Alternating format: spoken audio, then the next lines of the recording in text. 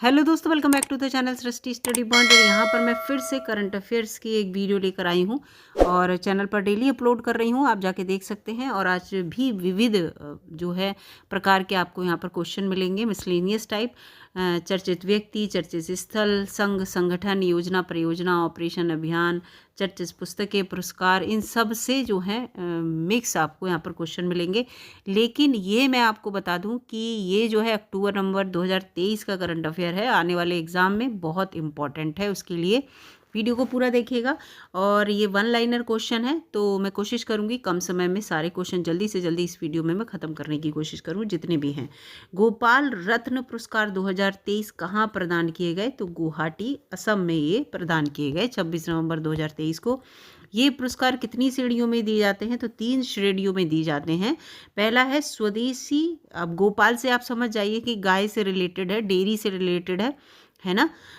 गोपाल जो है कृष्ण का रूप है, तो आप समझ जाइए वो गाय को, इन सबको पसंद करते थे। इस तरह से आप कॉमन सेंस लगा के भी आंसर दे सकते हैं। स्वदेशी गाय भैंस नस्ल का पालन करने वाले सर्वश्रेष्ठ डेयरी किसान के लिए पुरस्कार ये दिया गया। और प्रथम पुरस्कार जो है हरियाणा के राम सिंह, करनाल हरियाणा के थे राम सिंह, उन्हें ये मिला। अगला प्रश्न है, अगला इसका दूसरा जो इस श्रेणी के अंतर्गत 3 टाइप का जो पुरस्कार मिलता है। पहली श्रेणी तो आपको ये बता दी मैंने। दूसरी श्रेणी के अंतर्गत यह है सर्वोत्तम डेयरी सहकारी दूध उत्पादक कंपनी या डेयरी किसान उत्पादक संगठन को मिला दूसरी श्रेणी का।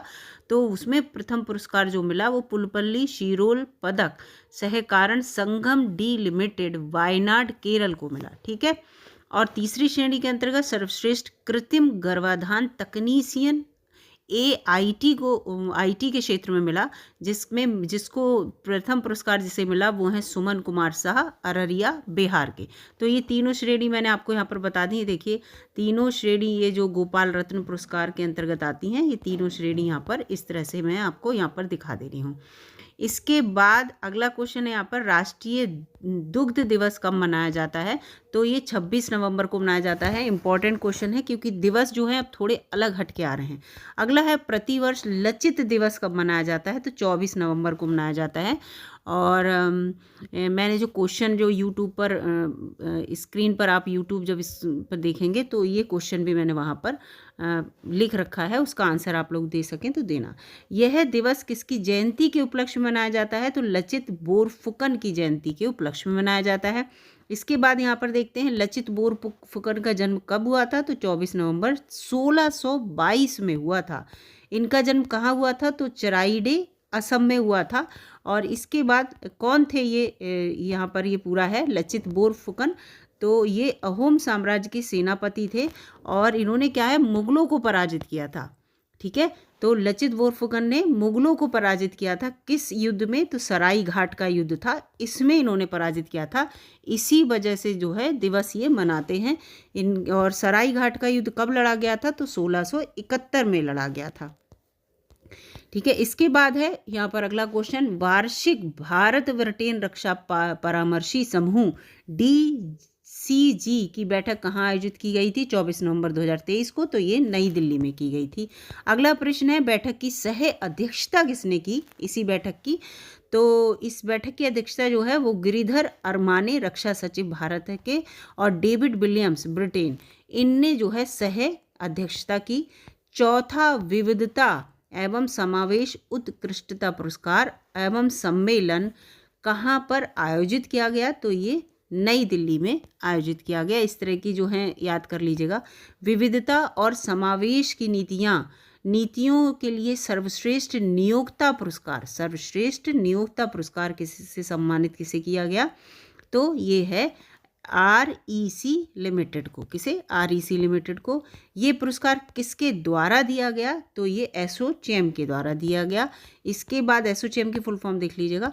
इसके बाद ये यहाँ पर है REC लिमिटेड किस श्रेणी की कंपनी है? तो महारत्न कंपनी है।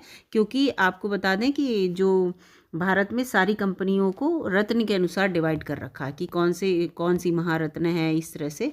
तो REC का जो पूर्व नाम क्या था? पहला नाम तो पहले तो ग्रामीण विद्युतीकरण निगम लिमिटेड इसका नाम था, और अब जो है वो REC इसका नाम रख दिया है। इसके बाद है भारत में, देखिए है महारत्न कंपनियों की संख्या कितनी है, तो 13 कंपनियां ऐसी हैं भारत की जिन्हें महारत्न की श्रेणी में रखा गया है। अगला यहाँ पर इंपॉर्टेंट क्वेश्चन है ये, mapping of the archives in India. Mapping of the archive in India नामक पुस्तक किसके द्वारा लिखी गई, तो ये प्रोफेसर रमेश चंद्र गौड़ और विस्मय बसु के द्वारा लिखी गई। इसके बाद है यहाँ पर digital transformation conclave and awards का आयोजन कहाँ किया गया, digital transformation and conclave, digital transformation conclave and award, तो इसका जो है लद्दाख लेह में इसका आयोजन किया गया। अगला यहाँ पर है वर्ष 2023 में इसका कौन सा संस्करण आयोजित किया गया था, तो 12वां किया गया था। ठीक है, इस किसकी बात हो रही है, ये जो बात हो रही है वो हो रही है digital transformation conclave and awards की बात हो रही है कि इसका कौन सा यहाँ संस्करण जो है वो आयोजित हुआ, तो 12वां था। फिर यहाँ पर है महिलाओं के खिलाफ हिंसा उन्मूलन के लिए अंतर्राष्ट्रीय दिवस कब मनाया जाता है, तो ये 25 नवंबर को मनाया जाता है। इंपॉर्टेंट क्वेश्चन है। ठीक है, इसके बाद है लद्दाख के उपराज्यपाल कौन है, तो डॉक्टर BD मिश्रा हैं।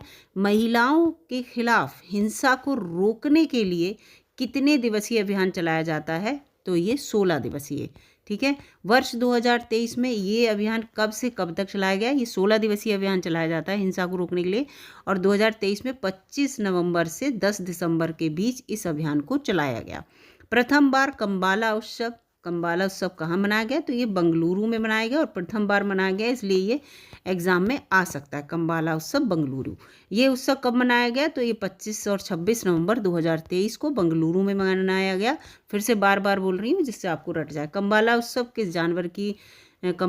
में किस जानवर की दौड़ लगवाई जाती है, तो ये भैंस की दौड़ लगवाई जाती है। इसके बाद सर्वोच्च न्यायालय की पहली महिला न्यायाधीश का 96वें वर्ष की अवस्था में निधन हो गया। उनका क्या नाम था, ये पहली महिला न्यायाधीश थी सर्वोच्च न्यायालय की, तो ये M फातिमा बीबी। ये क्वेश्चन अक्सर आता है और अब फिर से आ सकता है क्योंकि इनका 96वें वर्ष की अवस्था में निधन हो गया।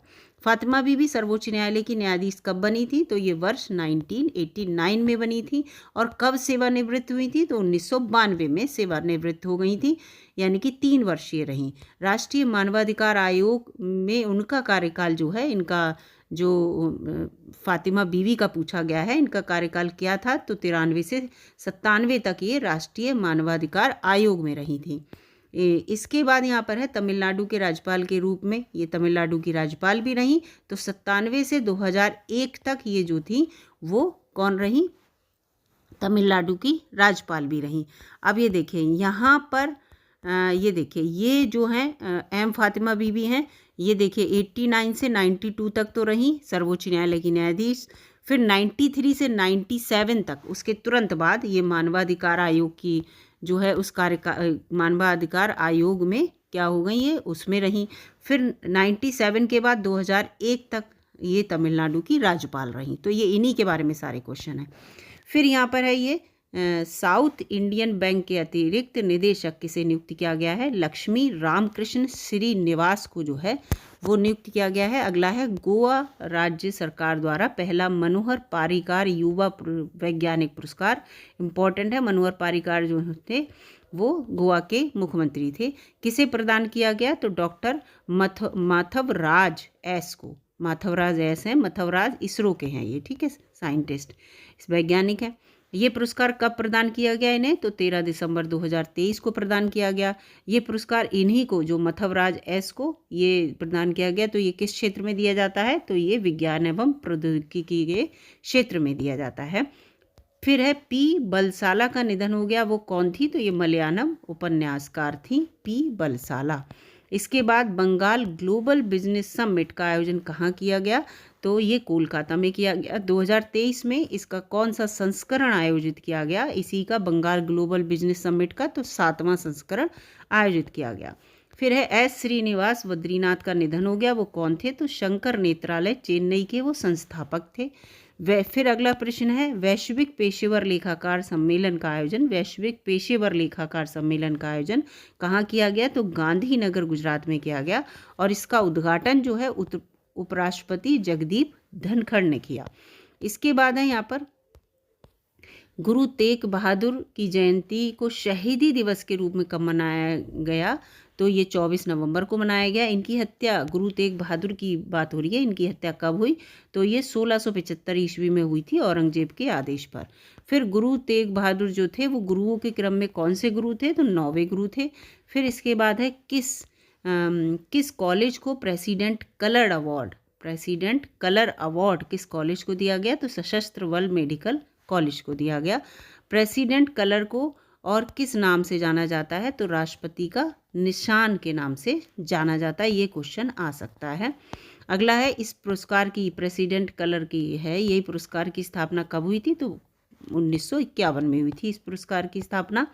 अगला है, वर्ष 2023 हेतु doctor Pritam Singh transformational leader award, doctor Pritam Singh transformational leader award से किसे सम्मानित किया गया? और जिसे किया गया वो वर्तमान में कौन है? तो सी राजकुमार को सम्मानित किया गया। वर्तमान में ओपी जिंदल ग्लोबल विश्वविद्यालय के कुलपति हैं। अगला प्रश्न है यहाँ पर, भारतीय स्टेट बैंक के प्रबंध निदेशक एमडी के रूप में नियुक्ति किसे किया गया? तो विनय एम टोन्स को किया गया। अगला है, इनकी नियुक्ति विनय एम टोन्स की किसके द्वारा हुई? तो ये प्रधानमंत्री की अध्यक्षता वाली कैबिनेट की नियुक्ति समिति के द्वारा। इनका कार्यकाल जो है वो 30 नवंबर 2025 तक रहेगा। भारतीय स्टेट बैंक के निदेशक मंडल के अध्यक्ष कौन है? तो दिनेश कुमार खारा हैं। ठीक है, याद रखिएगा। ये इसके बाद है, विश्व विरासत सप्ताह कब मनाया जाता है? तो 19 से 25 नवंबर के बीच मनाया जाता है। 2023 में विश्व विरासत सप्ताह का विषय क्या है? तो विरासत परिवर्तन। देखते हैं अगला प्रश्न। अगला प्रश्न है, थ्रेड बाय थ्रेड जो है, ये पुस्तक किसने लिखी? तो ये सत्य सरन ने लिखी। और ये पुस्तक किसके जीवन पे आधारित है? तो ये पुस्तक जो है शंभू कुमार एस कुमार जो हैं उनके जीवन पर आधारित है। अगला प्रश्न है कि भारत जल प्रभाव सम्मेलन इसका आयोजन कहाँ किया गया? तो ये नई दिल्ली में किया गया। और इसका जो था, ये कौन सा संस्करण था? तो ये 8वां संस्करण था इस सम्मेलन का। और इस सम्मेलन का जो भारत जल प्रभाव सम्मेलन है, इसका जो विषय था वो है भूमि जल और नदियों के साथ विकास, भूमि जल और नदियों के साथ विकास। इसके बाद है, इसका आयोजन किसके द्वारा किया गया? तो राष्ट्रीय स्वच्छ गंगा मिशन और गंगा नदी बेसिन प्रबंधन एवं अध्ययन केंद्र के द्वारा इसका आयोजन किया गया। कौन सा? ये जो अभी मैं आपको बता रही थी, भारत जल प्रभाव सम्मेलन, इसका आयोजन। ठीक है, इससे रिलेटेड ये क्वेश्चन है 3-4 जो भी हैं। इसका है, इसी के बारे में पूछा जा रहा है कि इसका उद्घाटन किसके द्वारा किया गया? केंद्रीय मंत्री नितिन गडकरी के द्वारा किया गया। और फिर इसके बाद अगला क्वेश्चन आ जाता है यहाँ पर, ये जो देखते हैं कि G20 वर्चुअल सम्मेलन की अध्यक्षता किसने की? G20 वर्चुअल सम्मेलन था तो प्रधानमंत्री नरेंद्र मोदी जी ने की थी। और इसका मुख्य उद्देश्य जो था, दिल्ली घोषणा पत्र के कार्यान्वयन पर चर्चा जो है इसका उद्देश्य था। अगला यहाँ पर है, पंजाबी साहित्य के डाहन पुरस्कार से सम्मानित होने वाली पहली महिला जो है वो दीप्ति बबूता बनी। कौन बनी? दीप्ति बबूता ने पुरस्कार जो है वो भूख यूं सह लैन दी है, इस कृति के लिए ये पुरस्कार जीता। फिर ठीक है, इसके बाद अगला प्रश्न है, 2 पलकों की छाँव पुस्तक की लेखिका जो है डॉक्टर हेमा जोशी हैं। 2 पलकों की छाँव भारत और लिथुआनिया द्वारा 9वां विदेश कार्यालय परामर्श, ठीक है, कहाँ आयोजित किया गया? तो ये नई दिल्ली में आयोजित किया गया। फिर है, साड़ी वॉकेथॉन के लिए ई पंजीकरण पोर्टल किसने लॉन्च किया है? तो दर्शना जरदोज केंद्रीय कपड़ा राज्य मंत्री हैं, इन्होंने इस पोर्टल को लॉन्च किया है, दर्शना जरदोश ने। साड़ी वॉकेथॉन जो है वो 2023 में कब आयोजन किया गया? तो ये 10 दिसंबर 2023 को किया गया। और इसका आयोजन जो है साड़ी वॉकेथॉन का मुंबई में आयोजन किया गया। ठीक है, साड़ी वॉकेथॉन का ई पंजीकरण पोर्टल तो जो है दर्शना जरदोश ने लॉन्च किया है। इसके बाद पहली साड़ी वॉकेथॉन का आयोजन जो है कहाँ आयोजित किया गया था? तो ये सूरत में किया गया था पहले, और इस बार जो है वो मुंबई में किया गया। इसके बाद यहाँ पर है कि संभव 2023 का आयोजन कहाँ किया गया? तो ये दिल्ली में किया गया। इस संभव में किन कलाकारों ने भाग लिया? संभव में जो दिव्यांग कलाकार होते हैं, शारीरिक और मानसिक रूप से, उन लोगों ने इस कार्यक्रम में भाग लिया। और ये जो संभव कार्यक्रम है, इसका आयोजन जो है वो अल्पना ने जो है आयोजन किया था। और अल्पना की जो फुल फॉर्म है वो है association for learning performing art and normative action society. ठीक है, ये इसकी फुल फॉर्म है यहाँ पर, association for learning performing art and normative action society. इसके बाद India art architecture and design द्विवार्षिक 2023 का आयोजन कहाँ किया गया। ठीक है, जाएगा नहीं, कहाँ किया गया, तो लाल किला नई दिल्ली में। और कब किया गया, 9 से 15 दिसंबर के बीच। अगला यहाँ पर है ये आयोजन जो है वो संस्कृति मंत्रालय के द्वारा किया गया। और इसके बाद आ जाते हैं आरबीआई के पूर्व गवर्नर 92 वर्ष की अवस्था में निधन हो गया। आरबीआई के जो पूर्व गवर्नर थे, तो जिनका निधन हुआ है वो हैं एस वेंकट रमणन। ठीक है, एस वेंकट रमणन। आरबीआई के गवर्नर के तौर पर इनका जो एस वेंकट रमणन का जो कार्यकाल है वो 1990 से 92 के बीच रहा था। इसके बाद है 72वीं मिस यूनिवर्स 2023 की प्रतियोगिता का आयोजन जो है वो अल सल्वाडोर में किया गया। मिस यूनिवर्स का जो ये खिताब है 72वीं मिस यूनिवर्स का, वो सेन्नीस पलासियोस ने जीता। और सेन्नीस पलासियो निकारागुआ की हैं। कहाँ की हैं, निकारागुआ की हैं। दूसरे स्थान पर जो रहीं वो रही एंटोनिया पोर्सिल्ड थाईलैंड की। तीसरे स्थान पे रही मोरिया बिल्सन ऑस्ट्रेलिया की। प्रतियोगिता में भारत का प्रतिनिधित्व श्वेता शारदा ने किया, जो कि चंडीगढ़ से हैं। कहाँ से हैं, चंडीगढ़ से। और श्वेता शारदा जो हैं टॉप 20 सेमीफाइनल तक ही पहुंच पाई थी। तो ये पूरा करंट अफेयर था, विविध था, बहुत सारे क्वेश्चन आपको यहाँ पर देखने को मिले इसको लेकर। ये देखिए बहुत सारे यहाँ पर क्वेश्चन हैं। तो वीडियो आपको कैसी लगी ज़रूर बताइएगा दोस्तों। अगर वीडियो अच्छी लगी हो तो लाइक कीजिएगा, चैनल पर नए हो तो सब्सक्राइब भी कर लीजिएगा। इस तरह की वीडियो चैनल पर अपलोड होती रहेंगी। मिलूंगी अगली वीडियो में, तब तक के लिए नमस्कार।